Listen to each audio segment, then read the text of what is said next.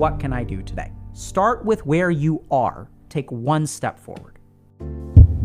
So I was working on the stroke unit at the Massachusetts General Hospital. These are people who have strokes and can't walk anymore. How do you get someone who can't walk anymore to walk? One step at a time. What can you move? Can you lift your leg? All right, great. Can you take a step? Not really. Okay, we're just gonna lift legs today. Let's just start where we are. And these amazing human beings that are physical therapists can take a human being who has lost a chunk of their brain and get them walking again. That's the strategy that we need to implement for our mind. Take one step forward.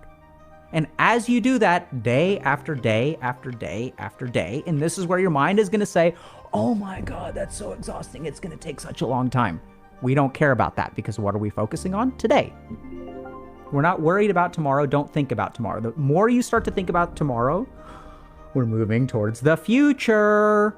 Oh my God, I have to do this 100 days, 1,000 days. How many days will it take to catch up? All bad thoughts. Not going to be productive. It's the future thinking mind. Just going to do it today. Just going to do it today. Just going to do it today. If you learn to do that, and then start to accumulate other things like resources and stuff like that, because what you can do today isn't always action. It can also be like learning, right? What happens when you do your thing for the day and text an old friend, but they never end up responding? Completely irrelevant. In that question, we see something really, really tricky, which is you are starting to accept responsibility for the behavior of another person. If they don't respond, how do you feel about yourself? Not your fault that they didn't respond. Should have no impact on your self-worth or what you do tomorrow. Didn't work, no big deal. Let's move on. Tomorrow, what can I do today?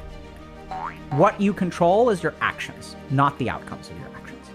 If I failed a test, but I studied 8 hours a day for the 10 days before the test, not my fault.